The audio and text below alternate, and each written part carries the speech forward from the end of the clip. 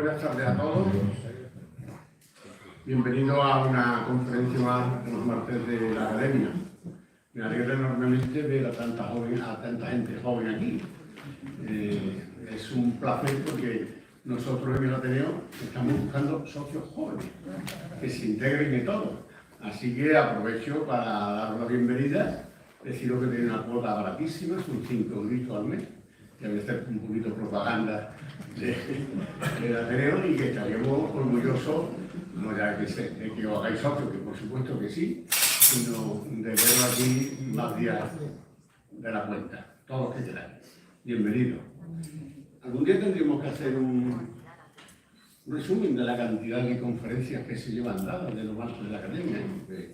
No sé si seréis merecedores de alguna reunión, porque yo creo que sois posiblemente de las instituciones que más conferencias han dado aquí en el Ateneo. Eso lo tenemos que mirar y algún día lo comentamos. Hacer una jornada dedicada a las muchas conferencias que se han celebrado. Bueno, pues nada, y darle también, por supuesto, la bienvenida a nuestra conferencia de hoy, don Javier Rey Abato, que nos va a hablar de la entropía, que como hace un momento comentaba la gente que quitando a los físicos y a los químicos nadie sabe lo que es la entropía, pero bueno, hoy nos van a hablar de la entropía, que hay de verdad en ella, cuáles son las creencias y cuáles son los bulos.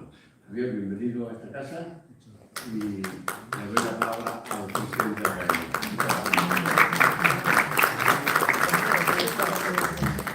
Muchas gracias, Fernando, secretario general del Ateneo. Por supuesto, es un grandísimo placer ver tantas caras y sobre todo tantas caras jóvenes. Y por supuesto animaros a que os hagáis socios del Ateneo, por supuesto, pero como decía el secretario general, que vengáis con asiduidad, porque también como os explicaba el secretario general del Ateneo, organizamos estas conferencias los martes de la Academia, que celebramos aquí en el Ateneo, y es un ciclo ya tradicional en ambas instituciones, tanto en la Academia como en el Ateneo. Entonces, yo no sé mirando hacia atrás cuántos años, cuántas conferencias se han dado, sería cuestión de verlo, pero no sería mala idea porque además este año cumplimos el 40, celebramos el 40º aniversario de la Academia de Ciencias, por lo cual no sería mala idea hacer un recordatorio, mirar un poco, echar la vista atrás y que nos sirva también para mirar al futuro, porque por supuesto el futuro es que sigamos con estos ciclos. Lo voy a buscar y aprovecharemos la última conferencia para hacer algo, ya veremos qué se nos ocurre. Por supuesto, recojo el guante, el envite y algo diseñaremos. Pero como os decía, mirando al futuro y que vengan muchas conferencias más y con tanta gente como tenemos hoy aquí, porque a fin de cuentas ese es el fin. El objetivo principal de estas conferencias, precisamente en el centro de la ciudad. Son conferencias que damos desde la Academia, pero fundamentalmente dirigidas al público no especializado, no experto, no científico, y que por consiguiente no tiene la formación quizás que podamos tener tan especializada, tan focalizada como podamos tener en la Academia, porque por supuesto tratamos de tocar temas que sean de absoluta actualidad y que os pueda interesar. Así que os animo a todos los jóvenes, sobre todo los grupos que por ahí más concentrados, que no dejéis de venir a los martes de la Academia en el Ateneo. Y sin más, invito al conferenciante anterior, al Tomás Domínguez Benavides, para que haga la presentación del conferenciante de hoy, Javier Rey. Tomás, cuando quiera.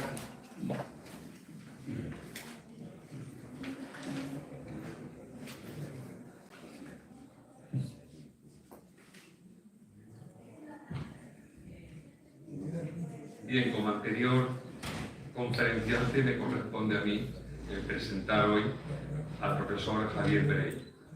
Para mí es un doble placer, porque además de ser mi compañero como académico, fue también mi profesor en los años ya lejanos, en los que él era un recién licenciado en Ciencia, sección Física, por la Complutense, y yo estudiaba en la Universidad de Sevilla Ciencia, sección Matemática. Curiosamente, yo recuerdo siempre que cuando apareció como nuestro profesor, nos sorprendió mucho que venía directamente, creo que en ese momento, de hacer un año de estancia en la Universidad Libre de Bruselas. Y bueno, claro, los jóvenes dirán, ¿y eso qué importancia tiene? Un año de estancia en el extranjero para los investigadores jóvenes es algo muy, muy normal. Pero en aquella época hay que tener en cuenta que había muy pocas ayudas para estancia en el extranjero, que la cuantía era muy escasa y que la pagaban usualmente a trimestres vencidos. Para colmo, el sistema fiscal que había no nos permitía cambiar divisas, con lo que no podíamos usar nuestros ahorros para financiar estas estancias, por lo cual irse al extranjero era algo muy importante desde el punto de vista científico, pero una heroicidad desde el punto de vista personal. Bueno, a partir de aquellos años, que ya digo que era recién licenciado, ha hecho una larga carrera científica como investigador, como profesor, como gestor. Voy a dar algunos datos que son simplemente una enumeración. Doctor en Ciencias Físicas desde 1973, catedrático de Física Teórica de la Universidad de Sevilla hasta su jubilación en el año 2017, desde entonces profesor emérito, puesto que el ser profesor emérito es algo vitalicio, aunque haya acabado sus 3 años de contrato. Su actividad investigadora se ha orientado hacia la teoría cinética y la mecánica estadística en ausencia de equilibrio. En paralelo, también ha trabajado en problemas de comportamiento crítico de fluidos clásicos, procesos estocásticos y modelos ecológicos, entre otros. Algunos indicadores de la calidad de su producción científica son los siguientes. Tiene 6 años de investigación, 4.255 citas según la Web of Science, el índice H34, más de 160 publicaciones en revistas de primer cuartil, más de 50 conferencias como invitado en congresos internacionales, más de 20 tesis doctorales dirigidas, 7 de cuyos doctorandos han llegado a ser catedráticos de universidad y otros varios son profesores titulares. Ha sido también miembro del comité editorial de varias revistas de gran impacto y organizador de conferencias internacionales. Esto es simplemente una simple y fría enumeración de sus méritos. Me gustaría profundizar en la importancia de sus resultados científicos, en la brillante labor docente y de gestión que ha realizado durante más de 50 años en la Universidad de Sevilla. Pero entonces, si hago esto, no va a haber tiempo para que nos hable de lo que hoy importa, que es la entropía, verdades, creencias y uso. Dejo entonces el turno al compañero Javier.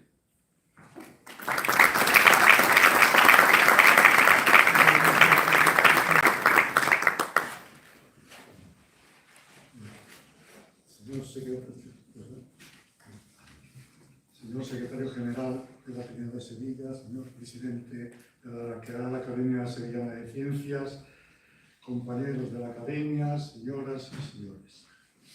En primer lugar, quiero dar las gracias por una introducción tan cariñosa, por una persona que nos conocemos, yo creo que, si me recuerdo, no se remontan a cuando era mi alumno, porque no recuerdo en esa época, pero después, durante muchísimos años hemos compartido no solo labores en la academia, sino labores de evaluación y en otras muchas cosas. Gracias, de todo corazón.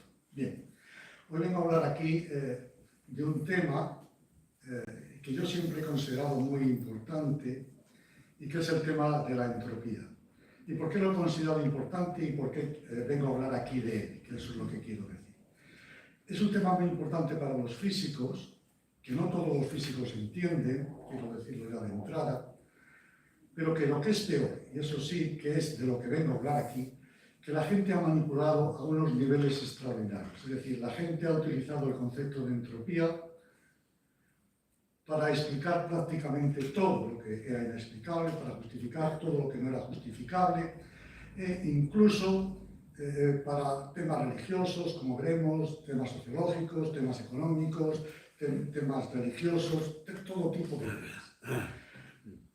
Voy a tratar de hacerlo lo más sencillo posible, de tal forma que lo podamos entender. Tengo algo a mi favor, y es que no pretendo tanto explicar lo que es la entropía como explicar lo que no es la entropía. Con lo cual es bastante fácil porque la entropía para el mundo externo a la física es bastante menos de lo que parece por lo que dicen los medios sociales. El segundo principio de la termodinámica, y tengo que arrancar de ahí, fue introducido por Sadi Carnot en 1824 y en esa formulación del segundo principio no aparece la entropía. Es la primera formulación, sino que es una formulación que se hace en forma empírica, basándose en el funcionamiento de los motores térmicos, de las máquinas térmicas, es decir, de motores que son capaces de funcionar cogiendo calor de una cierta temperatura, echando parte de ese calor en otra temperatura y convirtiendo en trabajo la diferencia de calor que no ha expulsado hacia afuera. Curiosamente, y para que veamos que en todos los tiempos no ha sido fácil la vida de los científicos, el segundo principio de Sadi Carnot se publicó en un libro que él mismo se pagó, que es su única obra y que durante más de 30 años pasó totalmente inadvertido. De hecho, fue con la llegada de Clausius en 1865, cuando el segundo principio toma una verdadera relevancia y Clausius es el que introduce el concepto de entropía. A lo largo de una disertación en la Sociedad Filosófica de Zurich, llega en un momento en que él introduce una cantidad que llama S y decide ponerle nombre. Y es importante ya empezar a ver cuáles fueron las razones que le llevaron a ponerle de nombre entropía. Él dijo, bueno, como lo que acabo de descubrir es muy importante, eso sí era cierto, pues lo quiero dar un nombre que sea en griego o en latín, de tal forma que se pueda adaptar fácilmente a todas las lenguas y que refleje lo que yo quiero que sea esta cantidad. Y además, y eso es importante, quiero que se parezca a la palabra energía, porque considero que la energía y la energía son cosas muy análogas. Y son palabras textuales suyas. Entonces, compuso entre el prefijo en, que es el mismo que tiene la energía, y tropics, que está escrito en una raíz griega, que quiere decir, en cierto modo, pues quiere decir transformación, evolución, según cómo lo quiero interpretar. Bien, aquí es donde aparece el concepto de entropía. Pero quiero recalcar algo ya desde ahora. De la mano del concepto de entropía, inseparable de él, aparece en la física el concepto de temperatura absoluta. ¿Qué quiero decir con...? Ya se manejaban las temperaturas, pero la temperatura era lo que marcaba un termómetro. No tenía sentido hablar de modo intrínseco de la temperatura como propiedad de un cuerpo. Eran distintos termómetros que cuando se ponían en contacto con el cuerpo o se ponían a medir en el cuerpo, pues daban valores que se adjuntaban con una escala y eso se llamaba la temperatura, de grados centígrados, grados Fahrenheit, etc. Con la aparición del segundo principio aparece la temperatura como un dígito perfectamente especificado que se asigna al estado intrínseco del cuerpo. No es una propiedad exterior al cuerpo, sino es una propiedad intrínseca del cuerpo. Bien, el segundo principio y el concepto de entropía de Clausius ha sido corroborado experimentalmente por todos los resultados que se conocen desde esa época y son una cantidad ingente por todas sus consecuencias en el ámbito en que le es aplicable. Y este es el kit de toda mi charla y el kit de la cuestión. ¿Cuándo es válido el segundo principio tal y como lo formuló Clausius? Y antes lo había formulado Carnot, porque son equivalentes desde un punto de vista físico. Primero, tienen que tratarse de sistemas macroscópicos. No es ¿qué quiere decir sistemas macroscópicos? Sistemas sobre nuestra escala, sistemas que podemos percibir por nuestros sentidos. No es válido ni para el submundo atómico, no es válido para unas pocas átomos, moléculas, muones, las partículas que se quieran, y tampoco es válido para el mundo astronómico. ¿Por qué? Porque el segundo principio es un principio meramente empírico, basado en la experiencia, no se demuestra. Y por lo tanto no existe evidencia experimental de lo que sucede. Este tipo de experiencia ni existía en el mundo atómico, ni existía en el mundo astronómico. Entonces se refiere a nuestro sistema. Y segundo, y fundamental también, se refiere a sistemas que están en equilibrio termodinámico. ¿Qué quiere decir equilibrio termodinámico? Para decirlo rápidamente, pues si es un sistema aislado, quiere decir que el sistema permanece como está en el transcurso del tiempo. no le pasa nada, no evoluciona, se queda como está. Y si no está aislado, pues la definición más fácil para andar por casa es que un sistema que no está aislado está en equilibrio, si es tal que si se le aislase, también se quedaría ahí. O sea, un sistema que no está en equilibrio, perdón, que está en equilibrio pero no aislado, conozco que está en equilibrio porque si lo aislase, se quedaba en ese estado como está. Muy bien, ¿y qué permite el segundo principio de la formulación de Clausius? Calcular más exactamente que entropías en absoluto, diferencias de entropías. Es decir, cuál es la diferencia entre la entropía de este estado de equilibrio y de este estado de equilibrio. Es decir, yo tengo un mismo sistema y el principio de Clausius me dice cómo calcular la diferencia de entropía entre este estado de equilibrio y este estado de equilibrio. Eso no permite calcular entropías absolutas. Para eso necesitaba el tercer principio y no voy a hablar nada de él porque para toda mi charla este es un detalle que no es relevante. Me da lo mismo que sea capaz de calcular diferencias de entropías que entropías. Por fijar un origen, vamos a suponer que va. Bien, ni Clausius ni ninguno de los que han reformulado el segundo principio a nivel macroscópico después de él, y son muchos, hay muchas formulaciones del segundo principio. Nadie ha definido la entropía hasta ahora para estados que no sean de equilibrio termodinámico y de un sistema macroscópico. De hecho, el propio Clausius destacó que su definición de entropía no era utilizable y la expresó mediante una desigualdad, diciendo que si lo que se hacía para calcular la entropía para estados de equilibrio se utilizaba para estados de no equilibrio, pues salía otra cosa distinta. Eso es esencialmente lo que viene ahí. Muy bien. Cualquier definición de la entropía que pretenda ir más allá de la aplicabilidad que tiene la de Clausius, es decir, tratar de extender, es decir, yo quiero una definición de entropía que valga no solo para estados de equilibrio, sino que valga también para sistemas que no están en equilibrio, o que valga también para sistemas atómicos, o que valga también para sistemas astrofísicos. Tiene que cumplir dos condiciones. Sus predicciones, cuando se aplica un sistema macroscópico en equilibrio, tienen que coincidir con las de Clausius. Si no coinciden, no es admisible esa definición de entropía. ¿Por qué es esta razón? Esta razón es porque desde hace siglos entre los físicos hay la conciencia segura de que la termodinámica es una ciencia cerrada, en el sentido de que es cierta, de que nada de lo que pase o evolucione con la evolución de la ciencia va a violar las leyes de la termodinámica macroscópica de equilibrio. Tanto es así que reproducía aquí una frase de Einstein que dice que para él la termodinámica es de todas las partes de la física aquella que nunca será derrotada mientras se mantenga en su ámbito de aplicabilidad. Y la segunda condición es que las predicciones que haga de la entropía fuera del ámbito de Clausius, fuera de su ámbito de aplicación, deberán de algún modo estar refrendadas por hechos experimentales. Uno puede decir en física lo que le dé la gana, pero si luego la experiencia no lo corrobora, eso no es física.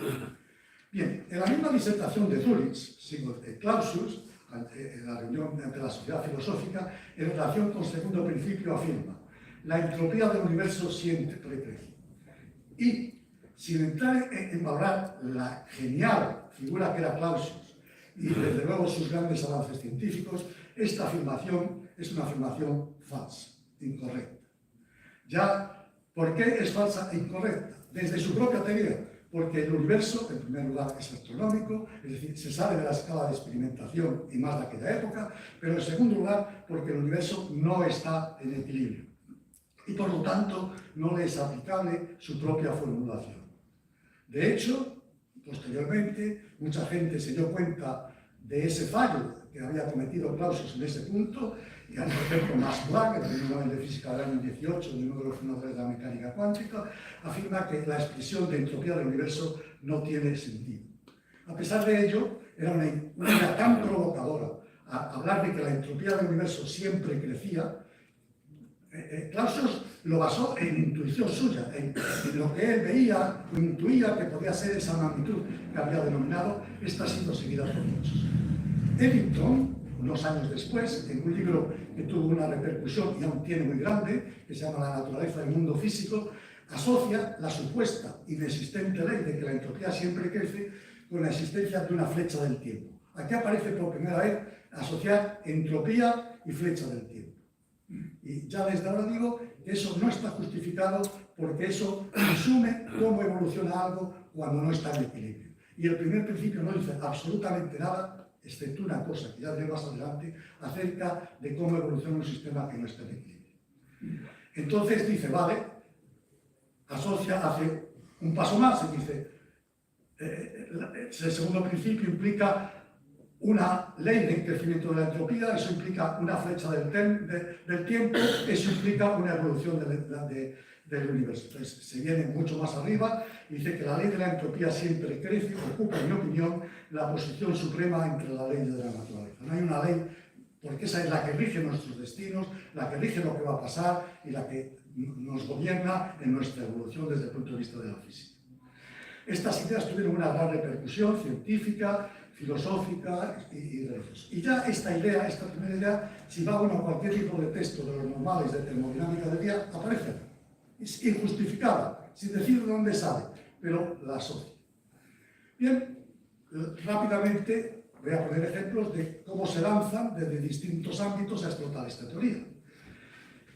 En primer lugar está la muerte térmica del universo. Esta fue una premonición realizada en 1851, ¿no?, por Lord Kelvin, el inventor de la escala de temperatura absoluta, de hecho, antes incluso de la introducción de la entropía. Era vagamente, pero de hecho la gente bebió en sus ideas y en el segundo principio para compaginarlas. Según él, como consecuencia del segundo principio, cuando transcurra el tiempo, el universo será a un estado de equilibrio termodinámico, de máxima entropía en el lenguaje de Clausius, en el que ya no se puede producir trabajo a partir de calor y el universo se parará. Todos los procesos del universo se pararán. Además, tiene otra implicación, es imposible que el universo haya existido desde siempre, tiene que haber nacido o haber sido creado en un cierto instante de tiempo, porque si existiese desde un tiempo infinito hacia atrás, ya habría alcanzado el equilibrio y se habría muerto, ya habría desaparecido. La existencia de estrellas con distintos brillos, es decir, distintas temperaturas, pues está indicando que el universo está muy lejos de estar en equilibrio y por lo tanto tiene eso que haber ocurrido en la creación del universo, tiene que haber ocurrido en un tiempo finito, o al principio del universo. Insisto en que esto no tiene ninguna función. Claro, rápidamente sale el otro extremo.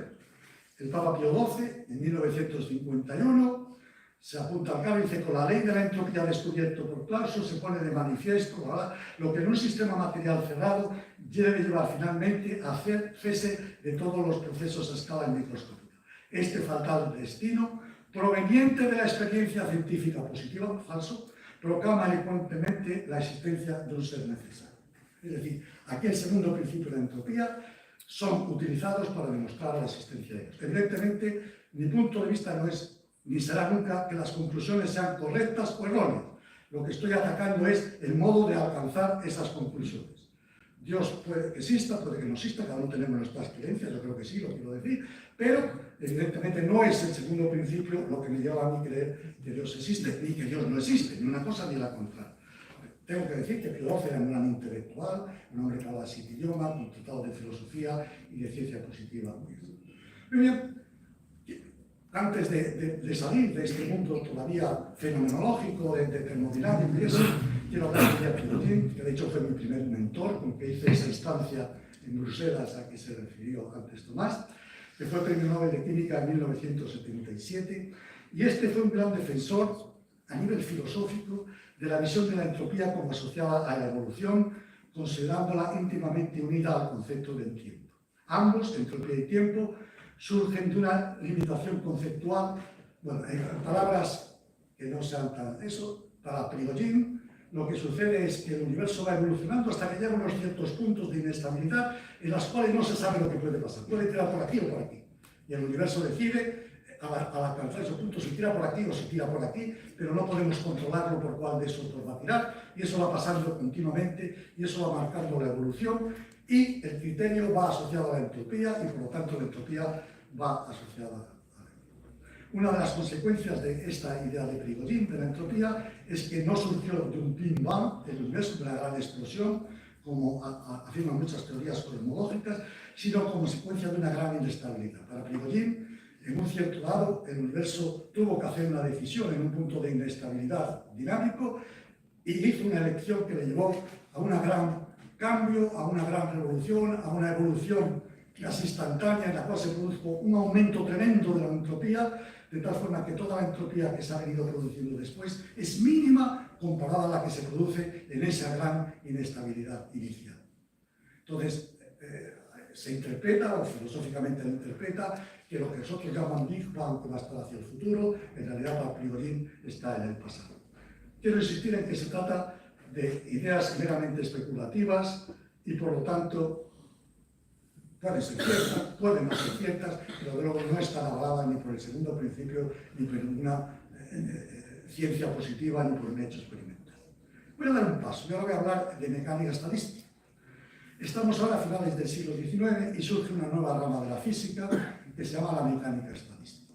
La mecánica estadística surge cuando los científicos se hacen conscientes de que la materia no es continua, sino que está compuesta de partículas. Rápidamente surge un problema, un reto intelectual, que es: yo quiero explicar las propiedades macroscópicas de los cuerpos, las que he estado midiendo suponiendo que era continua, teniendo en cuenta que está hecha por partículas. Eso es lo que quiero hacer. Es decir, si yo tengo aquí muchas partículas que se están moviendo en esta habitación, ¿por qué? ¿Qué es la presión? ¿Qué es la temperatura? ¿Qué es el viento? Porque eso quiero entenderlo, no ya partiendo de unas leyes macroscópicas, sino partiendo de que aquí hay muchísimas más partículas que se están moviendo. Eso es lo que quiere hacer la mecánica estadística. Y en particular, rápidamente hubo una comunidad que dijo: no, lo que nosotros queremos encontrar en particular es el segundo principio y la entropía de Clausius. ¿De dónde sale eso? Si yo considero que toda esta habitación está llena de partículas pequeñas, ¿por qué puedo hablar de la entropía de esta habitación suponiendo que estuviese en equilibrio? ¿Y por qué la entropía vale lo que dice Clausius? ¿Y por qué el segundo principio? ¿Y por qué? ¿Y por qué? Bien, cuando se trata de hacer eso, y lo que voy a necesitar es muy poquito, es solamente una cosa muy sencilla que voy a decir ahora y que es muy fácil de entender. Si yo quiero explicar cómo están moviéndose todas las partículas que hay en esta habitación, de acuerdo con las leyes de la mecánica, voy a decir la clásica, tengo que dar la posición y la velocidad de cada partícula. Entonces, a ver, digo, es que en esta habitación no hay un continuo, no hay aire, sino que hay muchas partículas. Y dice, y bueno, ¿y cómo digo cómo están esas partículas? Diciendo su posición y su velocidad. ¿Y cuántas partículas hay en esta habitación? Del orden de un 1 y 23 ceros. Ni sé decirlo, tan siquiera podría... de un 1 y 10 de 23. ¿Y el estado macroscópico? Pues la física macroscópica, para decir cuál es el estado de esta habitación, suponiendo que fuese un gas monocomponente, etc., mediante 3 números. Si me dicen cuánto vale, por ejemplo, el volumen, la densidad y la energía, me vale. Con eso ya sé todas las propiedades macroscópicas del gas que esté en esta habitación, si estuviese en equilibrio. Entonces, para hablar de las partículas que hay en esta habitación, necesito del orden de 10 elevado a 23 números, para dar las posiciones y velocidades de todas las partículas. Si hablo a nivel macroscópico, me llega con 3.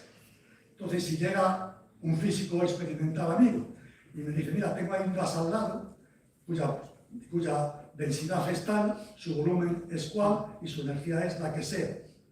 Dime las velocidades de todas las partículas y dónde están. Ni idea. ¿Cómo quieres que te saque 10 elevado a 23 números de 3?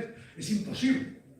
¿Qué quiere decir? Pues que hay muchas más posibilidades de distribuir las velocidades y las posiciones de las partículas en esta habitación que valores posibles de la energía, el volumen y la densidad. ¿Qué quiere decir? Que tiene que haber necesariamente muchos estados, muchas posibilidades de velocidades y posiciones de las partículas que sean compatibles con 3 números, con la energía, el volumen y la densidad. A ese tremendo número de posibilidades de escoger las posiciones y las velocidades de las partículas que hay en esta habitación, de tal forma que me salgan los valores que yo quiero de la energía, el volumen y la densidad, a eso lo voy a llamar omega. Y esto es lo único que voy a necesitar de mecánica estadística. ¿Quién es omega de E, V y N? El número de formas distintas que tengo de escoger las posiciones y velocidades de las partículas que hay en esta habitación, con la única condición de que sé su energía, el volumen que ocupan y su densidad. Hay muchísimos. ¿Cuántos? mogollón, del orden de 10 elevado a 23. Bien, pues partiendo de eso, partiendo simplemente de ese omega, Boltzmann define la entropía para un estado de equilibrio en un sistema aislado mediante ese. ¿Cómo? Intuición pura. Dijo, la entropía es igual a K sub B, que es una constante que después cogió, por lo que voy a decir, por el logaritmo neperiano, no hay que saber lo que es el logaritmo neperiano, es lo mismo, de omega. Quiero decir que la entropía la determina el número de posibilidades que tengo de escoger las velocidades y las posiciones de las partículas a partir de la única información que me da la física macroscópica de Klein. Ese tremendo número, su logaritmo neperiano, me da la entropía. Bueno, pues Boltzmann fue capaz de demostrar que esta entropía, cuando coincidía con la de Clausius. Si yo cojo esta fórmula que está aquí y hago matemáticas con ella, coincide con la entropía de Clausius y me genera el segundo principio. No necesito absolutamente nada más. Necesito matemáticas, diferenciarla, identificar un factor integrante, pero eso son matemáticas. Simplemente con esta hipótesis ya fue capaz de conectar y demostrar la expresión que acabo de escribir de la entropía mecánica estadística es equivalente a la entropía del segundo principio y de Clausius. Bien, en aquella época este resultado, y otro que después hablaré, le trajo a Boltzmann unos problemas tremendos. ¿Por qué? Porque establecía la conexión entre una descripción macroscópica, la entropía, una propiedad que se había introducido fenomenológica, empíricamente, por Clausius, basándose en el funcionamiento de las máquinas térmicas y en el principio de Carnot, con una cantidad que se refiere a las posiciones y velocidades de las partículas que componen el sistema. Y en el contexto histórico fue la primera prueba evidente de la constitución atomística de la materia. Estamos en una época en que hay un fuerte enfrentamiento entre los físicos que eran partidarios de defender que la materia era continua, que no estaba constituida por partículas, los llamados negacionistas, en el lenguaje de hoy día, y los físicos que defendían que estaba hecho por partículas. Boltzmann fue uno de los físicos que defendía que estaba hecho por partículas, y esta expresión, es decir, que fue capaz de predecir cuánto valía la entropía a partir de esa cantidad omega, esa expresión era un pilar sólido para que la gente, muchísimo antes de otros resultados de mecánica cuántica, empezase a creer en la constitución atomística de la materia. Fue muy controvertido, fue muy criticado, fue muy discutido, y de hecho Boltzmann muere suicidado, y yo creo que eso ya es un poco de romanticismo, y algunos defienden, y así figura en su tumba en el Hospital General de Viena. Hay gente que piensa que cometió suicidio por la gran oposición que tuvieron sus teorías. Muy bien, avancemos un poco más. En 1902, Gibbs reformula toda la mecánica estadística, la reformula como suena, hace algo al parecer inocente, pero de gran consecuencia. Dice, voy a asociar a cada estado macroscópico de esta habitación, a cada valor de la energía, el volumen y la densidad. Como sé que hay muchísimas posibilidades, a cada posibilidad de ellas le voy a llamar un estado microscópico. ¿Vale? Y entonces, lo que voy a decir es lo siguiente. Cuando tengo un gas que me está en esta habitación, como no sé en cuál de todos esos está, voy a decir que puede estar en cualquiera de todos ellos y le voy a dar una probabilidad a cada uno de ellos. No sé en cuál está, pues voy a decir que puede estar, que en realidad las partículas que están aquí pueden tener estas velocidades con esta probabilidad, estas velocidades con esta probabilidad, estas velocidades con esta probabilidad, estas velocidades con esta probabilidad. ¿Vale? Bueno, pues entonces se pone a jugar con la entropía de Boltzmann, sale de la entropía de Boltzmann y llega a esa entropía que está ahí escrita, que es esa fórmula en la cual le ruego que se fije. No que la entiendan, que la miren. Esa entropía él demuestra que es equivalente a la de Boltzmann para un sistema aislado y en equilibrio, que es cuando varía la de Boltzmann, pero además demuestra que esta expresión vale cuando el sistema está en equilibrio, aunque no está aislado. Es decir, esta es la expresión de la entropía, según la mecánica estadística, de un sistema que está en equilibrio, aislado o no. ¿Y quiénes son esas PSU? Primero la he llamado entropía sub G porque es la entropía de Gibbs. Por eso va. ¿Y por qué? Pues, ¿quiénes son las PSUN super G? Las probabilidades que tiene el sistema de estar en cada uno de esos microestados con esas posiciones y velocidades. Y esto es muy importante, Gibbs da qué expresiones tienen esas PSUE. Es decir, Gibbs dice, esta es la entropía de equilibrio de un sistema aislado o no aislado, esta es la fórmula, y dice todo lo que valen todas las cantidades que están ahí. La calcula, y repito, coincide con la de Clausius y coincide con la de Born. Es decir, esas sumas se hacen sobre todos los estados de equilibrio, repito. Y Gibbs dice que la entropía es eso, y dice quiénes son esas PSUN super C, que son las probabilidades, etcétera, etcétera. Le pido, por favor, miren la fórmula. Bien, este es Gibbs, muestra la equivalencia de todas, introduce la descripción probabilística en la mecánica estadística. Es curioso, pero es el principio del siglo XX, cuando, casualidad o no, la probabilidad irrumpe en la física por todos los lados. Por la mecánica cuántica, por la teoría de la relatividad, por la mecánica estadística. Es decir, se pasa de unas teorías que eran totalmente deterministas a teorías probabilistas. Pero bueno, Gibbs no justifica por qué. Es simplemente una formulación que, repito, su gran éxito es que recupera algo consistente con la teoría de Clausius y que además permite calcular la entropía a partir del movimiento de las partículas que componen el sistema. Y por eso dice, y ahora pasa algo que también ha tenido gran influencia. Ahora aparece en el mundo la entropía de Shannon, la llamada la entropía de Shannon. Esto no tiene nada que ver con la física, en principio. Esto es otro al margen de la física. Entonces, Shannon, estamos en el año 1948 ya, está haciendo teoría de la información, una teoría puramente matemática, y define una medida de la cantidad de información como esa fórmula que está ahí. Si recuerdan la anterior, es prácticamente la misma. Lo único que hay es que yo le he puesto un superíndice a las PSUN y que la constante es otra, pero la constante la escojo como quiero y se puede poner la B de K grande K sub B y son iguales. ¿Cuál es la diferencia conceptual grande? Primero, que esta no hace referencia a la física, eso vaya de entrada. Y la segunda, que se puede aplicar a cualquier sistema. Las PSUN no dice, la teoría de Gibbs dice cuánto vale por un sistema de equilibrio. La teoría de Shannon no. La teoría de Shannon dice, si tú sabes las ¿para dónde anda? Pues yo digo, el dado puede salir un 1, un 2, un 3, un 4, un 5, un 6, y con probabilidades un sexto. Lo enchufo en esta fórmula y calculo la entropía de Shannon. Para un dado. Y está perfectamente definida. No necesito más que conocer las probabilidades, postular las probabilidades. O si me dicen la probabilidad de que mañana llueva es un cuarto y la probabilidad de que mañana no llueva es el resto, 3/4.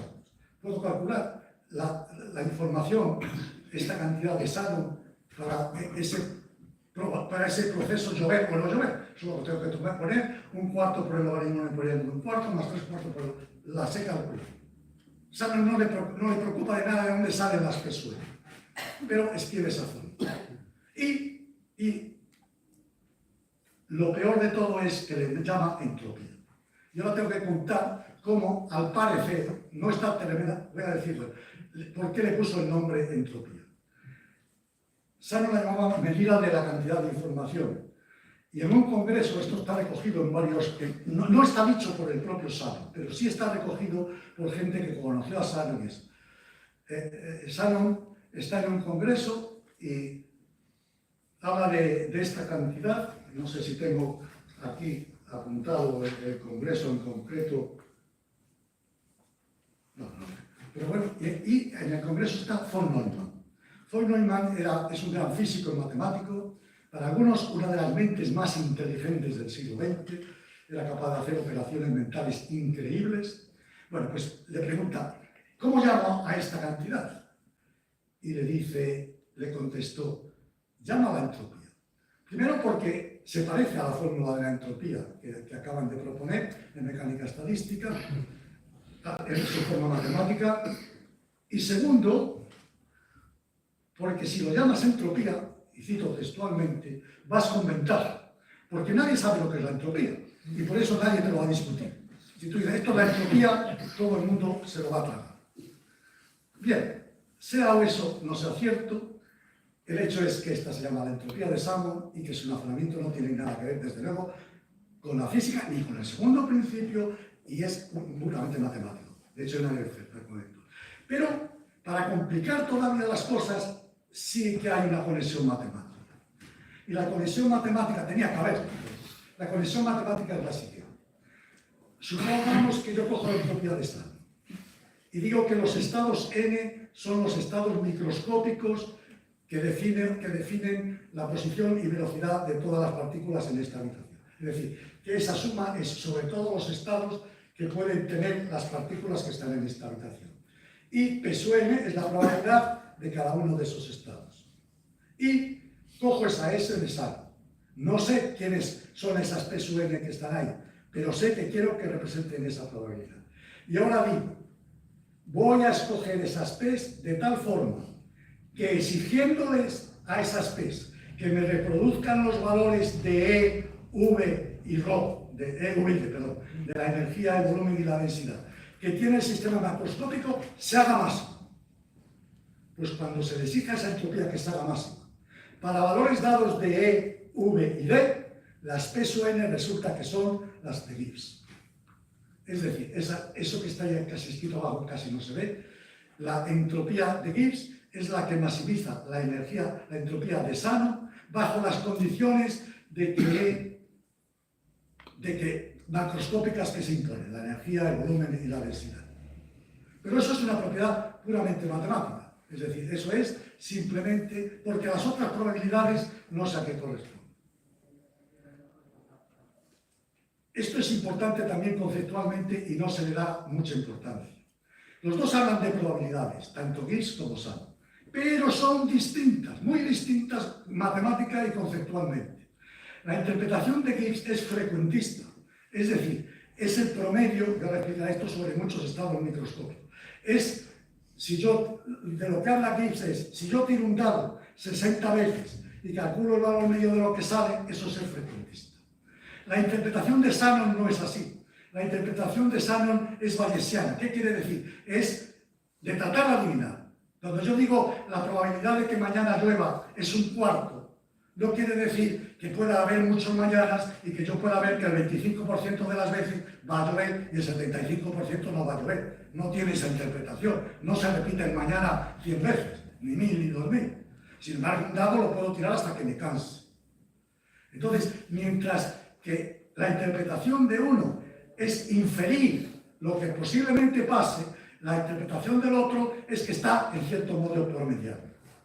Bien, ¿y promediando sobre qué?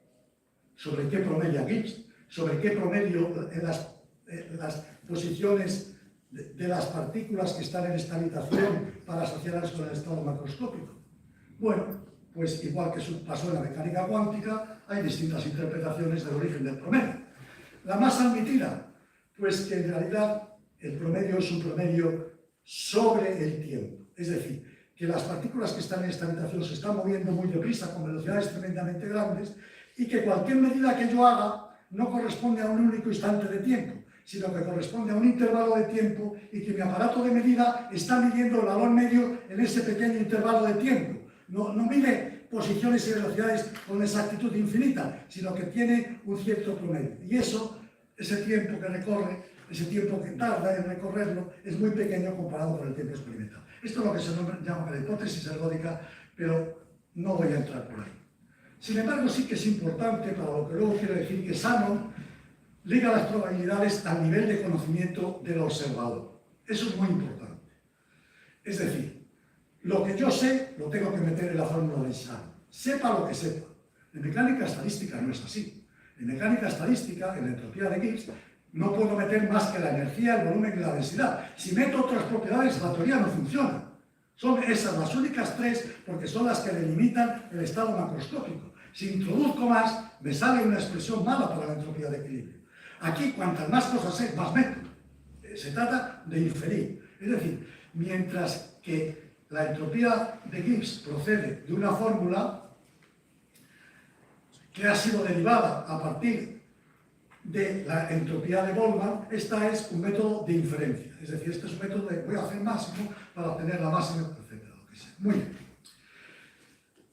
Vamos a ir un paso más allá, que es el que se da en todas las teorías estas que se basan en la teoría de Sano. Si uno coge la entropía de Sano, esta es la de Sano, y la escribo ahí, uno dice, esto está chupado. La entropía de no equilibrio, ¿qué es? Pues poner aquí, en vez de las probabilidades de equilibrio, las de no equilibrio. ¿Y de dónde saco las probabilidades de no equilibrio? Ah, ese es tu problema. Pero si tú tienes unas ecuaciones, si tú eres capaz de, a partir de lo que sabes del sistema, decir cómo evolucionan las probabilidades en el tiempo, tienes una entropía que depende del tiempo. ¿Vale? ¿Y por qué? No hay razón. Yo lo quiero llamar a eso entropía, de no equilibrio. Luego volveré a ello. Muy bien. Entonces, los físicos dicen rápidamente, vale, pero es que yo, aunque no sé cuál es la probabilidad de que las partículas tengan unas ciertas posiciones y velocidades, sí que sé cómo varía esa probabilidad en el tiempo. La física sí que me lo dice. A partir de las ecuaciones de Newton, si yo conozco las posiciones y velocidades, sé cómo varían en el tiempo, y si yo conozco las probabilidades, sé cómo varían en el tiempo, lo que se llama la ecuación de Liouville. Y oh, sorpresa, si hago eso con esta expresión de la entropía, esta expresión es constante. Es decir, si yo digo que las P sub n evolucionan en el tiempo de acuerdo con las leyes de la física, clásica o cuántica, esta S es constante, no evoluciona en el tiempo. Está claro que la entropía de Sano, si yo me la creo y pongo para las P sub n la evolución que dice la física, la evolución que rige las leyes de la mecánica, aunque yo no sepa cuáles son las P sub n, pero sé cómo evolucionan en el tiempo, me sale que esa S no varía en el tiempo. Evidentemente, si la S no varía en el tiempo, la S no me dice nada de cómo evoluciona un sistema en el tiempo. Es una cantidad irrelevante. Entonces, ni la entropía de Gibbs, ni la de Sano, porque esta es formalmente la de Gibbs, podría tratar de hacer lo mismo con la de Gibbs, sirven para describir nada. Una descripción de la entropía para sistemas físicos fuera del equilibrio debe de cumplir al menos dos cosas.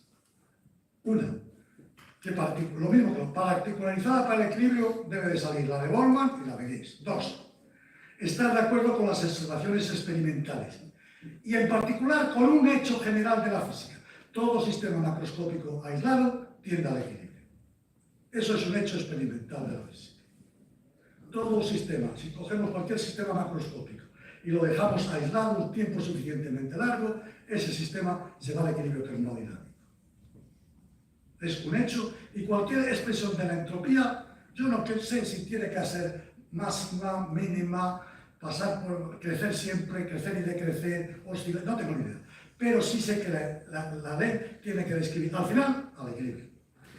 Bien, desde un punto de vista matemático, la gente lo que ha querido decir es que nos gusta la definición de Gibbs, es que nos gusta la definición de Sano, queremos mantenerla. Sí, pero ojito, porque si queréis mantenerla, pero las P sub n evolucionan de acuerdo con la física, no os vale. Ya está. Modifiquemos las leyes con las cuales varían en el tiempo los P sub n. Si en vez de seguir las leyes de Newton y la ley, pues modifiquémosla. ¿Hay algún modo de hacerlo? Sí. Uno físico, y que desde el principio se empezó y que fue el propio Boltzmann quien lo empezó. Y es encontrar algún límite matemático en que la evolución efectiva del sistema sea tal que en ese límite y en esa región, ahora quiero decir, pues las leyes de evolución sobre las escalas de tiempo adecuadas lleven a una evolución hacia el equilibrio. En particular, ¿cuándo se ha hecho eso? ¿Cuándo lo hizo Boltzmann primero empíricamente y luego se ha demostrado que matemáticamente es correcto? En el límite de un sistema infinito, cuando se va, el sistema no solo es macroscópico, sino es infinito, es un límite infinito tomado de un modo adecuado, no voy a entrar en eso aquí, lo llama límite termodinámico. Además, el sistema esté muy diluido, es decir, haya muy poca densidad. Y además, me fije en una zona del sistema que esté muy lejos de las paredes. Pues si hago todo eso, hay una ecuación que rige la evolución y que esa evolución del sistema, que es correcta en estos límites matemáticos, y esa ecuación, que es la ecuación de Boltzmann, que la descubrió el propio Boltzmann empíricamente, esa lleva a que la entropía crece siempre y al final se saca el equilibrio. La entropía de Gibbs y la entropía de Sano. Y desde entonces, esto hace 150 años, pues a pesar de que muchos físicos lo hemos intentado, premios Nobel de todos los niveles, nadie ha conseguido ir ni un milímetro más allá de la ecuación de Boltzmann. nadie ha podido hacer una demostración análoga para un sistema que no sea un gas, muy diluido, en equilibrio, lejos de bla, bla, bla, bla. Pero ha surgido otra vía, recientemente, que es lo que se llama la termodinámica estocástica, rimbombantemente. Y entonces lo que se hace es decir, vale, esto va a ser mucho más sencillo. En vez de utilizar las ecuaciones de Newton y eso y tomar un límite, voy a suponer que mi sistema se mueve con unas leyes probabilísticas ya. De hecho, con unas leyes estocásticas, y que es, como digo, pues alguno lo entiende, un proceso de Markov. Es decir, voy a sustituir la evolución determinista de la mecánica clásica o cuántica, porque es determinista en otro sentido distinto de la incertidumbre cuántica, por unas fórmulas de evolución que les voy a decir unas normas para que sean manejables, que sean procesos de Markov, etcétera, etcétera. Y lo que se hace es considerar un sistema que está en contacto con otro mucho mayor que él, que le impone su temperatura.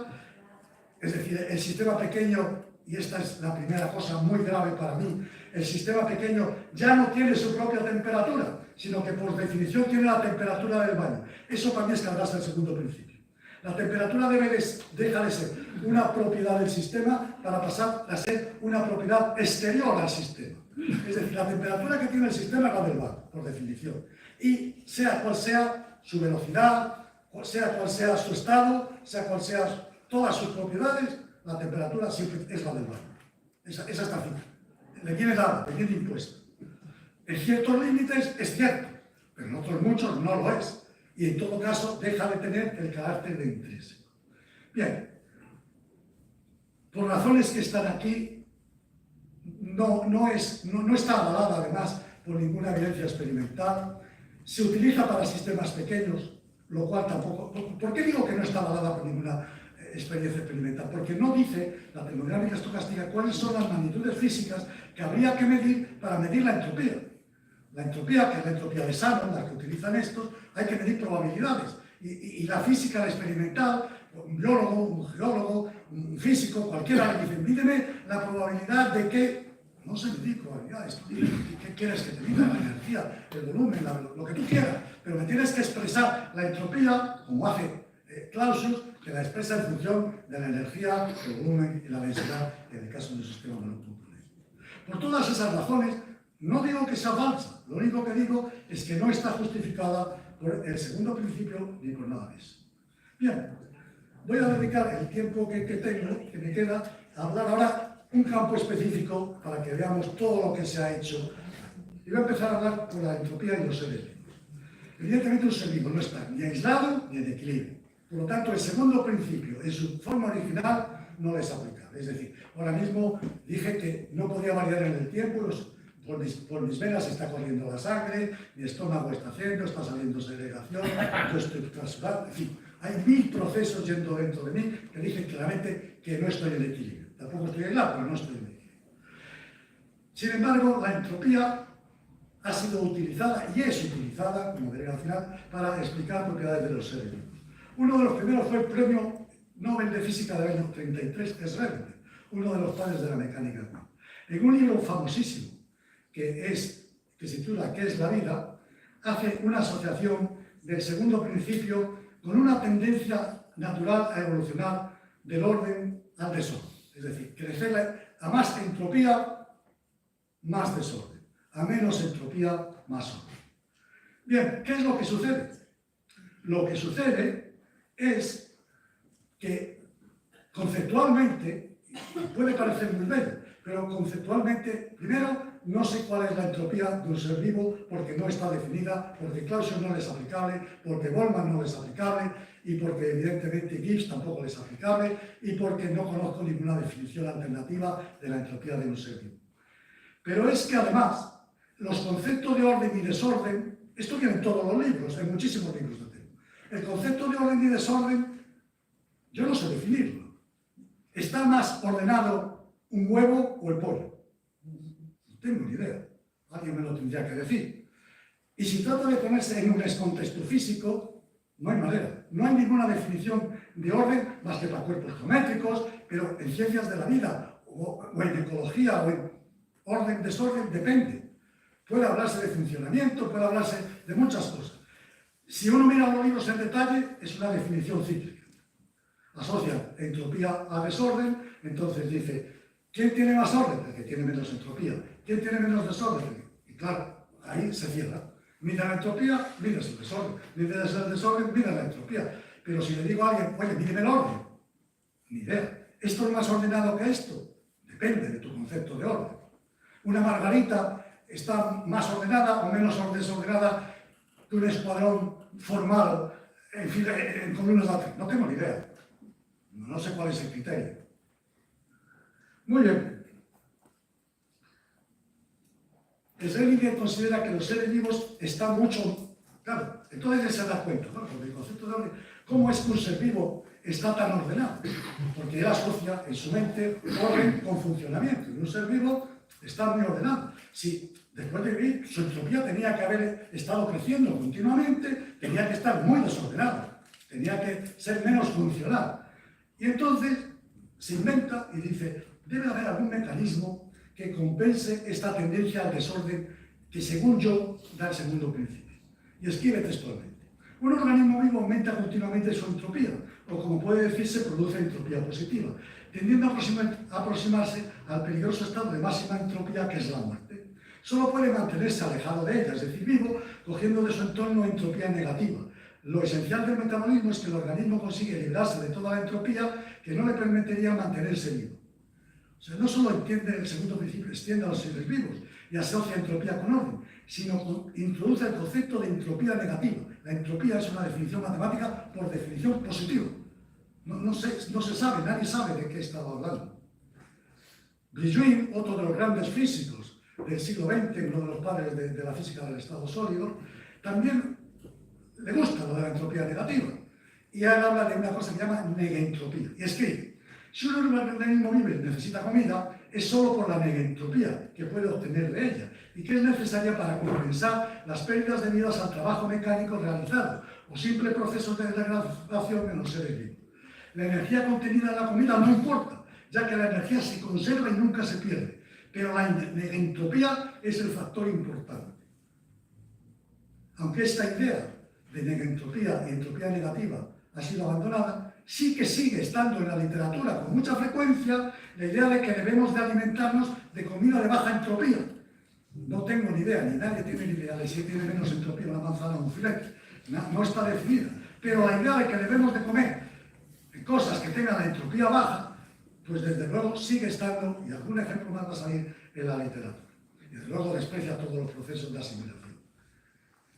Todavía hay gente que va más allá y dice, hombre, la entropía termodinámica para mí es como la entropía de sal. Entonces, estos procesos que hacen los seres vivos para que su entropía no aumente, en realidad lo que están haciendo es que su información no disminuya. La información de sal, que tiene un comportamiento distinto. En consecuencia, en los seres vivos existen unas cosas que hacen que la información almacenada en una célula trate de mantenerse en el tiempo. No sé de qué información hablan, no sé de qué entropía hablan, ni ellos lo saben. ¿De acuerdo? Esto es... Y algunos llegan a hablar de fuerzas antientrópicas que ni se definen, ni se magnifican, ni dicen cómo se pueden medir, ni dicen que sean fuerzas tan siquiera. Otro ejemplo en la misma línea. Y ahora voy con un premio Nobel de Fisiología y Medicina de 1965 en el libro El azar y la necesidad. Escribe, la evolución de la biosfera es pues un proceso necesariamente irreversible, definiendo una dirección del tiempo que es la misma que la prescrita por la ley de aumento de la entropía. Vale. Si él lo dice, para mí, y creo que para nadie puede tener ningún significado, la biosfera es un sistema abierto, no está en el equilibrio, la dirección del tiempo, el aumento de la entropía. Bien. Él, en el fondo, está defendiendo la teoría de la evolución, pero es curioso, porque otros la niegan utilizando el segundo principio, que es lo mismo. Otros obtienen lo contrario. Dicen, evolución lleva a organización y a orden. La evolución lleva, por lo tanto, a una disminución de la entropía. Luego, evolución va en contra del segundo principio. También es cierto, los dos están llegando a conclusiones distintas, pero los dos están utilizando algo que no pueden utilizar, como nos pasaba con el fin del universo. Es decir, los dos están utilizando el segundo principio para explicar o no explicar la teoría de la evolución. Y no es válida la teoría, el segundo principio para ello. Hay incluso quien, para justificar esto, tiene artículos, y muy citados, que dicen que, claro, dicen, esto lo soluciono yo. Voy a medir la entropía de Boltzmann de un ser vivo, y como mido la entropía de Boltzmann, a mí nadie me va a discutir. Se va a la fórmula de Boltzmann, y si se acuerdan, tenía el omega, que yo llamaba omega, que era el número de microestados compatibles con un macroestado. Bueno, pues dicen que son capaces de medir el número de posibilidades de que todas las partículas que componen un cuerpo humano, por ejemplo, pueden distribuirse para que ese cuerpo humano tenga todas las características. Imposible. El cálculo es, con perdón, un bodrio y no tiene ninguna sustentación. Entropía y envejecimiento, también otra teoría divertida. El doctor Leonard Halfrey, es famoso porque introdujo el límite de Halfrey, que indica, según el número de máximo de veces que las células humanas pueden reproducirse, siendo este mecanismo el responsable del envejecimiento humano. No es importante para mi charla, pero lo leí porque lo estoy viendo. El número es del orden de 10. Por lo visto, las células humanas tienen capacidad de replicarse en un número del orden de 10. Y ese es el responsable de que envejezcamos, porque las células solo pueden reproducirse, del orden de 10 veces pueden no. Según él, el paso del tiempo en los seres vivos está caracterizado de forma inexorable y como consecuencia del segundo principio por un aumento de la entropía, lo que se traduce en una pérdida de la fidelidad molecular que se va acumulando hasta colapsar el sistema de mantenimiento. Nuevamente, el segundo principio se invoca totalmente fuera de contexto. Bien. Para que veamos, el problema no está aquí, en el mundo. El problema está cuando esto se traslada a la sociedad. Y un ejemplo de esto. En abril de 2024, la revista Cambio 16 publica un artículo de divulgación en el que se comentan los trabajos de Halfrey. Título del artículo: La física se opone tercamente a la inmortalidad humana. Evidentemente, el culpable es el segundo principio y el concepto de entropía. Nada más lejos de la realidad. La física no tiene absolutamente nada que decir acerca ni de la evolución de la vida ni de la inmortalidad humana. Otro caso actual. En 2019, y este también curioso, Bobson introdujo el principio de equivalencia masa, energía, información, según el cual la información, la de Sano, esa que mide cuánta información tiene un dado cuando yo todo lo tiro, tiene una pequeña masa. Bueno, se ve inventada, ni la han medido, lo que le confiere el estatus de quinto estado de la materia. La historia sigue en el año 22, va más allá, y formula la segunda ley de la mecánica de la información, o infodinámica, ya tiene un nombre. Esta ley establece que la entropía de la información de un sistema debe o permanecer o constante o decrecer en el tiempo. Evidentemente, todo inventado. Lo curioso es que esto lleva a una cosa que se llama la hipótesis de simulación, que tiene una gran influencia sociológica y que afirma que el universo y nuestra realidad objetiva no son en realidad objetivas, sino constructos simulados, o dicho de otra forma, el resultado de una simulación en ordenador. Hay muchas realidades paralelas que todas ellas se corresponden con la simulación en ordenador. Curiosamente también, esto viene en todas las enciclopedias, si uno te cree en internet salen cientos de artículos en todos los sitios, pero curiosamente uno de los que más las apoya es nuestro amigo Elon Musk, el creador del Tesla y el dueño de X. Muy bien. Y ya para terminar una conclusión, he presentado algunos ejemplos del mal uso de entropía en las ciencias de la vida. Lo mismo sucede, pueden creérselo, en la economía, la ecología, la climatología, el urbanismo, la sociología. Podría montar una charla paralela a la segunda parte en cualquiera de estos campos. Soy consciente de que es difícil expresar en lenguaje sencillo muchas de las ideas de la ciencia, pero es necesario esforzarse en ello para evitar trasladar a la sociedad supuestos resultados científicos que más tarde, con buena o mala intención, se utilicen para avalar supuestas verdades, que es así, interfieren directamente en nuestra vida. No es de recibo que en un libro de texto, no pongo la referencia, pero si se aparece ciego, se diga que explicar es un ejercicio de universidad para unos alumnos de termodinámica y mecánica extraída de la universidad, dice, explicar por qué un edificio de ladrillos tiene una entropía menor que los mismos ladrillos en un montón de desorganización. La pregunta no tiene sentido, o sea, simplemente ni es un sistema termodinámico, ni está en equilibrio, ni está aislado, ni simplemente es un pretexto para los... Supongo que la respuesta correcta para el autor sería que el que tiene más orden tiene menos entropía, pero vamos, no sé dónde eso. Y tampoco debería pasar que en un artículo de divulgación científica muy reciente se discute el aumento de la entropía, que discute, en el artículo se trataba de la entropía y de su influencia en la física, y se dice, ponían como ejemplo que cuando un jarrón se rompe, pues ya no se puede volver a recomponer, y que esa es la fecha del universo, y que ha aumentado el desorden, y que eso es porque ha aumentado la entropía. Bueno, así lo dice. O también que el segundo principio es el que explica por qué si cascamos un huevo no podemos volverlo a formar. Bien, pero no tiene nada que ver. Porque ni la entropía del jarrón, la entropía ni del jarrón, ni del huevo, ni del pollo, ni de la gallina están definidos, ni nadie tan siquiera ha intentado definirlos. Bueno, muchísimas gracias.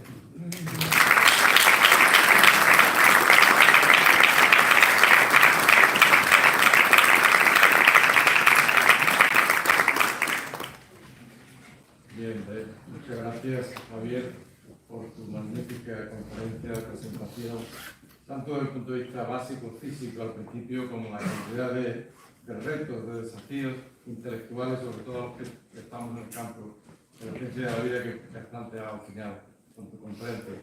Desde luego eso que has dicho al final, de que la física estaría en contra de la inmortalidad, eso se lo tendríamos que explicar a los que están trabajando en envejecimiento, precisamente para alargar la vida, para el rejuvenecimiento de las células.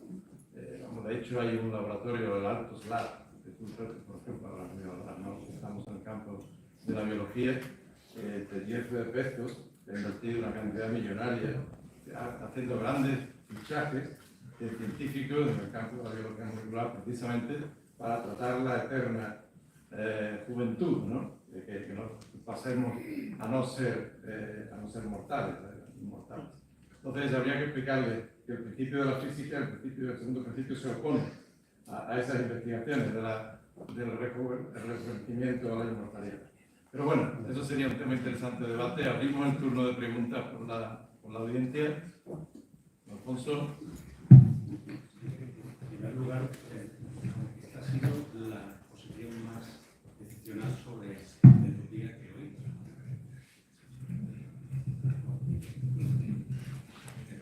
Se trata para mí de la posición sobre entropía más excepcional que he oído. Y vamos, yo venía precisamente para hacer una pregunta muy particular sobre la entropía. La definición de entropía es que a su vez por la esperanza del logaritmo neperiano de las probabilidades de los microestados. ¿Vale? Perdón, ¿puedo ver un poquito más alto? Es que la entropía se define, tal como está definida originalmente, es la constante de Boltzmann por la esperanza del logaritmo neperiano de los microestados. Es decir, que se puede definir... Sí, no es la esperanza, la entropía es el logaritmo neperiano sin esperanza. Multiplicado por P. O sea, es P por logaritmo neperiano de P. Es decir, es la esperanza. Bueno, si quieres, vale. Y se puede entonces definir, por ejemplo, una entropía del estado inicial de acuerdo con la teoría del Big Bang. El estado inicial es un estado, solo un estado, y entonces su entropía, ¿cuál es? Su logaritmo neperiano es cero. Entonces, y para esto venimos, para preguntar tu opinión sobre un cuasi principio que define el premio Nobel Thorne en el libro Classical Modern Physics, que dice que posiblemente la entropía real del universo sea una constante universal, que sea cero, si se hace una computación lo suficientemente detallada. Y ese es el problema. Yo creo que ese lo has puesto, creo. De acuerdo con mi visión y con lo que he tratado de transmitir, la entropía del universo no está definida. No me importa lo que valga omega para el universo, suponiendo que se sepa, porque Boltzmann, la entropía de Boltzmann, se puede definir la entropía. No lo he puesto aquí, hay muchas definiciones de teoría de la información de la entropía. Muchas, o sea, del orden de 20 podría poner sobre la mesa, en que las tengo, de hecho, aquí, matemáticas. Pero mi problema son entropías de información, entropía termodinámica, a la cual debe ser aplicable el segundo principio. Yo no sé definir la entropía termodinámica del universo. Y ese es mi problema, que omega puede valer 1, omega puede valer 37 inicialmente. Pero, repito, como no sé, no tengo ni idea, pero no en equilibrio termodinámico. Un microestado, por definición, el concepto de equilibrio termodinámico en un cuerpo macroscópico no se refiere a un único microestado. Es primo hermano del cero absoluto y las temperaturas negativas. Que hay un solo estado.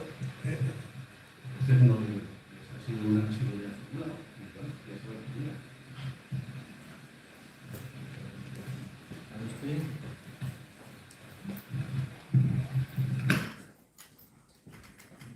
Muchas gracias, Javier, por esta magnífica disertación. Realmente, para mí,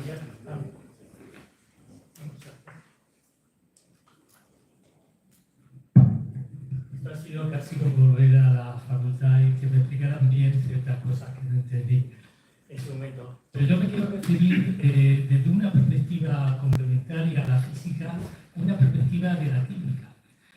Por ejemplo, que creo que es importante, y sobre todo creo que es importante a la hora de abordar problemas complejos como puede ser, por ejemplo, el tema de la vida, de la muerte, de la estabilidad de los seres vivos. Realmente yo lo que creo que han puesto ahí de manifiesto es que se trata de abordar y explicar fenómenos muy complejos de una manera enormemente reduccionista. Y me explico. Las reacciones químicas vienen regidas por el delta G, la energía libre de Gibbs. Esa, cuando es negativa, una reacción química, digamos, que debería de proceder. Nosotros, literalmente, tendríamos que arder en estas condiciones de estabilización, porque la energía libre de Gibbs al proceso de combustión nuestro es negativo y deberíamos literalmente arder. Sin embargo, no ardemos no por un problema termodinámico, sino porque falta en esa descripción del fenómeno un problema cinético. Cinéticamente tardamos mucho en arder y no ardemos. Entonces, lo que vengo a decir es que quizá los problemas complejos hay que abordarlos desde una aproximación más holística, más compleja, más involucrando muchísimos más factores que meramente una única magnitud, como puede ser la entropía o ante otra que nos imaginemos. Sistemas complejos requieren aproximaciones y digamos, planteamientos complejos. No sé qué... Estoy en eso totalmente de acuerdo. He querido decir, y lo he dicho creo que 3 veces en la charla, que yo no discuto que las conclusiones que se alcancen sean o no sean correctas. Lo único que discuto, lo único que quiero resaltar es que soy contrario a la utilización, en particular del segundo principio de la termodinámica, para presentar como verdad irrefutable algo que en realidad no es tal verdad irrefutable como consecuencia del segundo principio, que puede ser así o que no. Lo puse en el ejemplo de la existencia de Dios. Lo puedes utilizar para demostrar que sí o que no. Lo único que digo, que no se utilice, porque no te va a decir nada acerca de eso. Que puedes hacer aproximaciones, perdona que te concepto más técnicamente, y hacer una hipótesis de equilibrio local, suponer, evidentemente, pero es una hipótesis, tú dile, no estoy utilizando el segundo principio de Clausius, estoy haciendo una hipótesis de equilibrio local para suponer que tal relación sigue siendo válida localmente, lo que sea. Pero eso es otra cosa, eso no tiene nada que ver con el concepto de entropía. Totalmente de acuerdo. Un comentario simplemente. Los químicos en el siglo XIX, cuando Boltzmann planteó su teoría política, digamos que estaban convencidos de que había átomos. Estaban convencidos de que había átomos, es decir, desde Dalton ya que la... Físico no. Los físicos no, efectivamente. Teníamos una pregunta allá al fondo, detrás. Sí. Buenas tardes, Carlos Gómez Camacho, jubilado hace un par de años de catedrático de termodinámica en la Escuela de Ingenieros. En primer lugar, profesor Baray, enhorabuena por su conferencia porque hace muchísima falta. Lo que me temo que todos estos bulos y malentendidos, en algunos casos malintencionados, respecto a la pobre entropía y el segundo principio de la termodinámica se van a mantener. Simplemente, por añadir una más, el otro día tuve una discusión muy interesante con un colega de la Facultad de Bellas Artes que hablaba sobre la entropía en la creación artística. Pero bueno, no, una cosa es sobre todo al vicepresidente del Ateneo, que los físicos saben de entropía, los químicos saben de entropía, pero creo que los ingenieros también sabemos algo de entropía. El profesor Bray ha citado a tres. Carnot era ingeniero, Thomson, posteriormente Lord Kelvin, también era ingeniero, y Gibbs pues también era ingeniero. Curiosamente, por ejemplo, en la formulación de Clausius no cita la entropía, pero distingue entre calor y calórico, y el calórico, que es lo que se mantiene en su ciclo reversible, coincidiría con las propiedades de la entropía de Clausius. No, simplemente una sugerencia a los ingenieros: nos gusta más caracterizar el segundo principio por la magnitud exergía. Entonces creo que yo creo que es equivalente formalmente, creo que tiene una serie de ventajas conceptuales, pero sobre todo no está tan mistificada como la pobre entropía. Entonces, alguna vez, cuando estaba en activo, me entró la tentación de conectar la exergía con la información, con todo tipo de eso, pero preferir no hacerlo simplemente para no complicar más las cosas. De nuevo, muchísimas gracias, y aprovechar a decir que yo creo que hemos dejado pasado una efeméride importante. El año pasado era el segundo centenario del segundo principio de la termodinámica, pero bueno, ya pasó, esperaremos al tercero, y si todas estas teorías del envejecimiento nos permiten llegar, aquí algunos jóvenes posiblemente sí, quizás es la oportunidad de hacerlo. Gracias. Esperemos. Profesor Francisco Sánchez Burgos. Bueno, ya ante todo, lo que ha dicho, que yo también te lo he dicho a ti, pero bueno, a lo que voy. Bueno, absolutamente de acuerdo contigo que hablar de entropía del universo, entre otras cosas, no sabemos que es un sistema aislado, ¿no? Así que, aparte de las razones que pueda pasar. Pero lo del orden de eso, lo de que no hay que identificar entropía y desorden, eso me encanta a mí. Yo me lo digo muchas veces, pero me encanta oírlo por la verdad. Pero además te digo una cosa, yo añadiría ese argumento que tú has dado otro. En dos estados de equilibrio, por ejemplo, en un gas ideal, con distinta entropía, uno y otro estado, los dos de equilibrio, en realidad el orden del que tiene más entropía y del que tiene menos entropía, el orden sería el mismo si definimos el orden, una noción de cómo están distribuidas velocidades y posiciones, porque están, sobre todo velocidades, porque están distribuidas en los dos casos, por la ley de distribución de Boltzmann. Luego, en ese sentido, el orden es el mismo, exactamente, aunque tengan distintas entropías. Vamos, es más que un comentario que otra cosa. ¿Alguna otra pregunta? Sí. ¿Hay una pregunta allí detrás? Javier, yo de la primera parte en mucha física me he enterado menos, pero en general, sobre todo del final, de la segunda parte diría yo, te felicito porque es muy clarificadora, bueno, como ya han dicho, de expresar para que veamos lo mal utilizada que está, no solamente la entropía, sino el segundo principio de la termodinámica. Yo quería ahí distinguir entre lo mal que se utiliza el segundo principio, y para decir, por ejemplo, que la inmortalidad está en contra, como bien has explicado, del segundo principio, que eso es incorrecto por definición, por física, y luego el uso de entropía, que se utiliza la misma palabra para definir cosas distintas. Luego me recuerda que se pueden usar, no es tan grave, entre comillas, porque cuando uno habla de que la entropía es sinónimo de desorden y tal, está intentando utilizar la palabra entropía para definir un concepto que es desorden, aunque se sepa que eso no tiene nada que ver con la entropía ni de Gibbs, ni de Boltzmann, etcétera, etcétera. Es para ayudar a la palabra salud.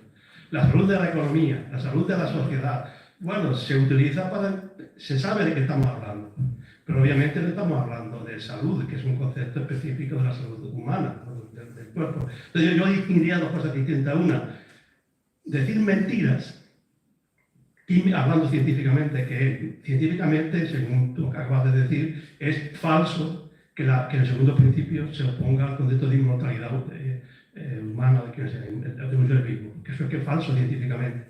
Y un concepto distinto de decir que se utilice esa palabra que se ha acuñado para diferentes momentos y cosas distintas, y que sin saber qué quiere decir, pero intuitivamente un poco se entiende. La gente utiliza para decir, oye, aquí en esta clase los individuos, por ejemplo, yo lo uso de forma muy frecuente, todos lo usamos coloquialmente, quizás tú no, pero yo lo uso cuando los alumnos se mueven mucho y tal, en la clase y tal, y aquí en entropía o hablan mucho, como el sinónimo de desorden. Quería distinguir esos dos, no sé si estás de acuerdo o no, pero esos dos que en mi opinión matices distintos, ¿no? De la crítica al uso de la palabra entropía, ¿no? Sí, tiene razón, pero todo eso está bien mientras no se dé y se da con demasiada frecuencia el salto siguiente. Por ejemplo, lo que tú dices, vale, entropía y orden, los utilizo para la entropía, y pero luego dan el salto siguiente y dicen, todo sistema tiende a desordenarse en el transcurso del tiempo. Ese es el truco. Ese es el truco. Si nombrar el segundo principio, pero dicen, tiende a... ¿De dónde sale? Ese es el truco. Sí, te felicito por intervenir un poco en la discusión, el debate. Efectivamente, coincido con Pepe en el sentido en que bioquímica, por ejemplo, en que los que usamos el término entropía, no en el sentido físico, sino en el sentido de desorden. Claro, cuando tú hablas de entropía como desorden, efectivamente, cuando tú haces la comparación entre el huevo y la gallina, desde el punto de vista físico probablemente sea muy difícil de decir quién tiene más o menos entropía, pero desde el punto de vista biológico, desde el punto de vista estructural, desde el punto de vista de funcionamiento molecular, el huevo es mucho más simple en composición estructural que la gallina. O sea, el huevo es la clara, la yema, la clara y la cáscara. Eso tiene una estructura muy sencilla. La gallina es muchísimo más compleja.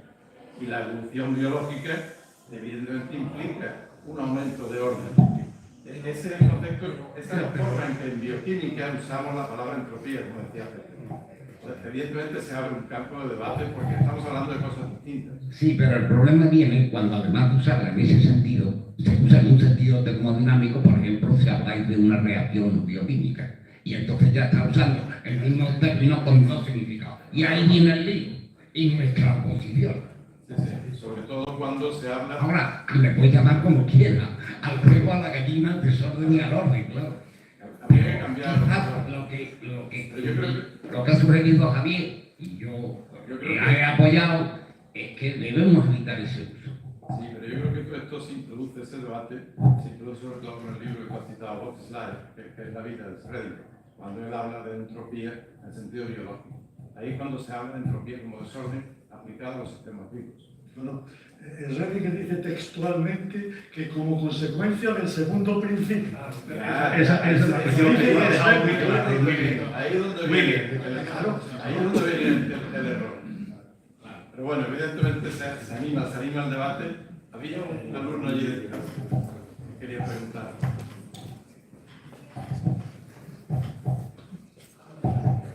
Bueno, Javier, lo primero también me gustaría darte la enhorabuena, como han dicho todos, por la charla, que ha estado muy interesante, y que no sé tampoco hasta qué punto mi pregunta es un poco básica, pero iba porque hemos hablado del rango de aplicabilidad que tiene tanto la termodinámica como ciencia, como... ¿La termodinámica? Como ciencia.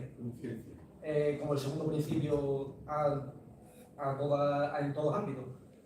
Sin embargo, no veo bien, no veo claro cómo se relaciona esto cuando hemos dicho que el segundo principio se aplica o tiene validez únicamente bajo unas condiciones como son las de aislamiento o el equilibrio termodinámico.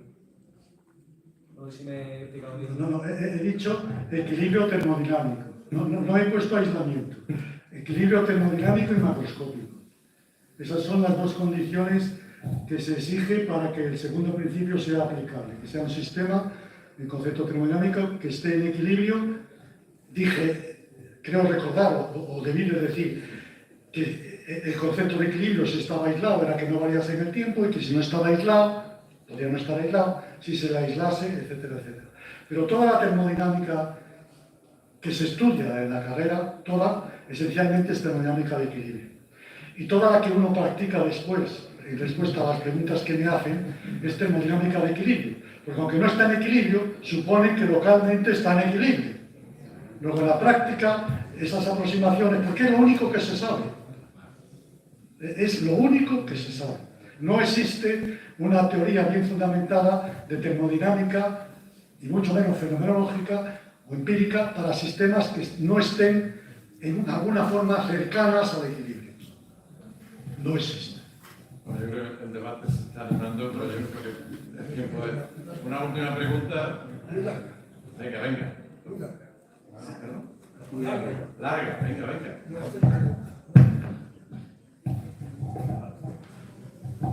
Bueno, me veo obligado a intervenir, ¿verdad? Porque, mirad, la entropía nació en el año 1853 en un formidable trabajo de Clausius, que puso de manifiesto un hecho que inicialmente parecía trivial. Trataba de estudiar las propiedades del calor, entonces, el misterio del calor, ¿qué era? Y él consideró que había dos procesos del calor que eran universales, era el centro de todo. Los demás cambios de calor, todas las transformaciones eran combinaciones de esos dos. Uno, la transformación calor-trabajo, en un sentido o en otro. Otro, el intercambio de calor entre dos fuentes de temperatura, en un sentido o en otro. La sorpresa es que él se da cuenta de que de esas transformaciones, dos están prohibidas y dos están permitidas. El paso de calor del caliente al frío está permitido. Del frío al caliente, espontáneamente no. La transformación de trabajo en calor es trivial. El rozamiento es un ejemplo. El paso de trabajo, de calor a trabajo, amigo mío. Ahí aparece la máquina. El gran descubrimiento de Bach. Pues bien, él se da cuenta de eso y se da cuenta de algo más. Y es que son transformaciones equivalentes. Absolutamente equivalentes, ¿por qué? Pues porque pueden combinarse una prohibida con una permitida y dar lugar a que se produzca el efecto. La máquina térmica es una combinación de una transformación permitida, el paso del calor caliente al frío, y una prohibida, que es la producción de trabajo a partir del calor. Ahí hay una simetría en la que él encuentra que la misma causa que prohíbe una cosa es la que produce, obliga a la otra. Y eso pasa, esta causa es coincidente. Y a esa causa le da el nombre de entropía. Le da el nombre de entropía y se percata además de que es un criterio evolutivo. ¿En qué sentido? En un sistema que va a evolucionar en las circunstancias que sea, porque el principio de evolución es un principio sin condiciones, en cualquier dirección, resulta que evoluciona buscando siempre un estado final. Al final será estado de equilibrio. De todos los posibles estados de equilibrio al final, elegirá el de máxima entropía. Por supuesto que por el camino no se puede definir la entropía, pero sí un estado final. Entonces, una predicción, en ese sentido está como viendo, prediciendo comportamiento, que es lo que intenta hacer la física. Y esa es la entropía. Y le dio el concepto de evolución, una categoría extraordinaria de evolución de la materia. Y después llegó, claro, después llegaron otros autores muy importantes, con otra filosofía, y le dieron el honroso título de contable de sucesos triviales. Muchas gracias, hermano, por tu aclaración y tu explicación. Yo creo que cortamos aquí entonces el debate y devuelvo la palabra al secretario general del Ateneo. Muchas gracias, Miguel Ángel. Vaya por delante, disculpar a los ingenieros por no habernos incluido al ingeniero y a otras muchas profesiones, por supuesto. Y por lo demás, nada, muchísimas gracias a todos. Felicidades a don Javier Rey por su conferencia.